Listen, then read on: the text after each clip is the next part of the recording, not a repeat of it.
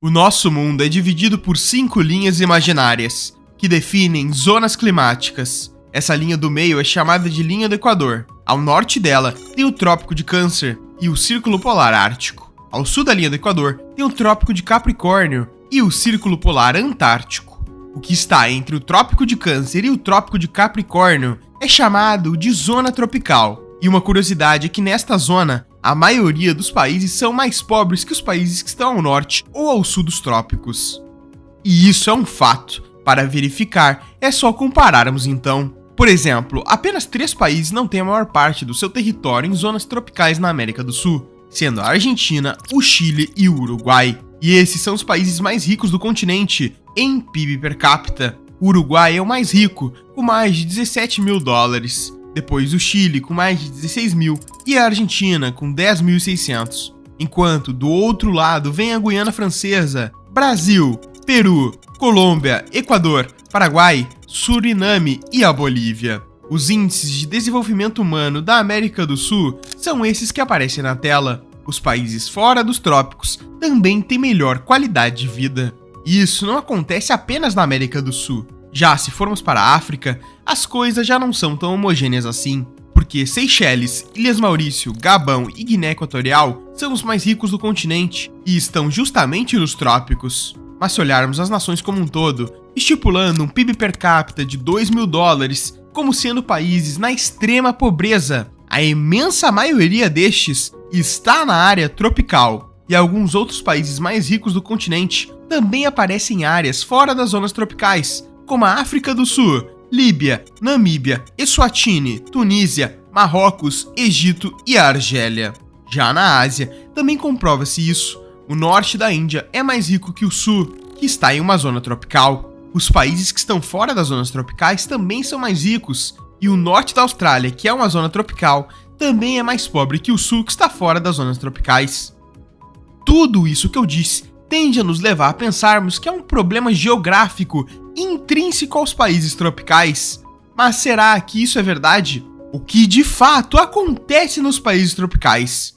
É isso que a gente vai ver nesse vídeo.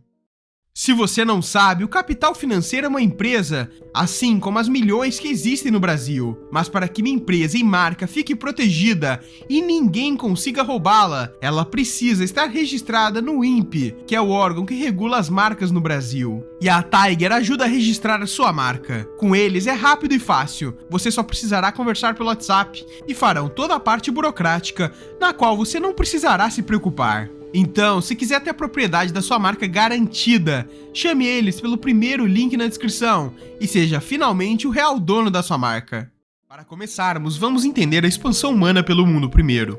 A hipótese asiática sugere que os primeiros humanos surgiram no Vale do Rift africano há cerca de 200 mil anos atrás e se dispersaram pela Europa e pela Ásia há 60 mil anos, depois pelo Sudeste Asiático e Oceania há 50 mil anos atrás. E por fim, para as Américas entre 6 mil a 25 mil anos atrás. Da mesma forma, as primeiras civilizações mais desenvolvidas surgiram há cerca de 5.500 anos antes de Cristo, na região da Mesopotâmia. Dando continuidade, podemos mapear também o Egito, as civilizações do Vale Indo, do norte da China, Sudeste Asiático, Oeste da África e da Mesoamérica, além das civilizações andinas.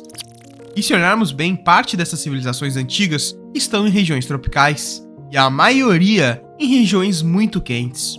E o livro Civilização e o Clima, de Ellsworth Huntington, argumenta que o clima foi fundamental para isso, já que os trópicos têm maior disponibilidade de alimentos e recursos naturais, além de maior exposição solar durante o ano, coisa que não acontece com as regiões polares. Dessa forma, as civilizações iniciais teriam uma vantagem no clima tropical, por sua economia ser baseada na agricultura. E isso racionalmente faz sentido. Poder era igual à quantidade de população. Quanto mais pessoas uma nação possuía, mais poderosa ela era. Bem como quanto mais pessoas esses países tinham, mais produção de alimentos e bens essas nações poderiam produzir. Então, ter uma vasta produção agrícola era a chave do sucesso, coisa que começou a mudar drasticamente com a chegada dos europeus à América.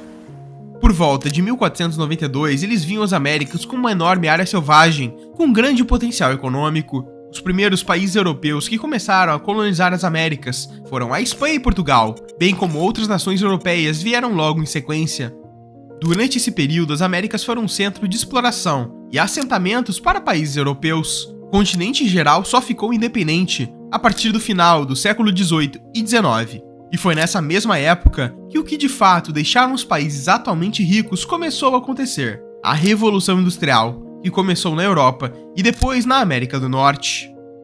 Isso pode nos explicar por que a maioria dos países tropicais ficaram pobres. Esse gráfico mostra a evolução de cada continente em relação ao seu PIB nominal, ou seja, quanto a economia dos países cresceu no período. Os primeiros países a se industrializarem ficaram muito mais ricos a partir de 1800, quando a Revolução Industrial começa a ganhar força. Os europeus obviamente tiveram uma larga vantagem em relação aos outros países do mundo, que demoraram muito mais para se industrializar. As nações europeias já tinham governos estabelecidos há séculos, enquanto as Américas em geral eram recém-independentes ou ainda eram colônias. Por conta disso, a industrialização só começou na maior parte do continente americano, no século XX. E o primeiro país das Américas a se industrializar foram os Estados Unidos, que também foram os primeiros a ficarem independentes. E todos estes países que se industrializaram primeiro estão fora das regiões tropicais, o que explica o norte ter ficado mais rico. Mas o que de fato vai nos fazer entender por que os tropicais realmente são pobres pode ser explicado no século XIX e começo do século XX, quando as economias europeias estavam em uma crescente industrialização e precisavam de bens primários para manter suas fábricas funcionando. O problema era onde iriam encontrar isso, e foi aí que começaram a colonização da África e da Ásia. Os europeus tomaram regiões por todo o mundo, mas principalmente nos países tropicais, como em toda a África subsaariana e no Sudeste Asiático, e essas nações ficaram sob controle de países europeus por décadas ou até séculos, que fez com que não conseguissem se industrializar. Isso acontecia porque os europeus tinham duas formas de domínio. O primeiro era o domínio colonial direto, que é uma forma de colonialismo que envolve o estabelecimento de uma autoridade estrangeira centralizada dentro de um território. Nesse sistema, a população nativa é excluída de cargos importantes e substituída por funcionários coloniais. Um exemplo foi o Congo belga, uma das maiores tiranias da história. Leopoldo II, rei dos belgas, estabeleceu um estado centralizado e excluindo populações nativas. Já o outro domínio era o indireto, onde elites locais e a estrutura nativa do estado era mantida. Funcionários nativos também poderiam exercer cargos mais importantes. Um exemplo deste domínio era a Índia. O domínio indireto era mais bárbaro e realmente acabava com o poder dos estados que foram colonizados. Para se ter uma ideia, o Congo belga só foi se libertar em 1960, com um estado fraco e pobre. Por isso que hoje o Congo tem uma economia baseada em agricultura, apesar de ser um país gigante e tem um PIB nominal de apenas 55 bilhões de dólares. É um dos países com mais terrorismo de todos. Isso aconteceu justamente por conta da falta de um Estado capaz de lidar com grupos terroristas e por uma economia fraca que não conseguiu se industrializar. E como a maioria dos países tropicais que estão na África tiveram domínio direto, isso explica esses países serem extremamente pobres e com problemas de guerra civil dentro desses países.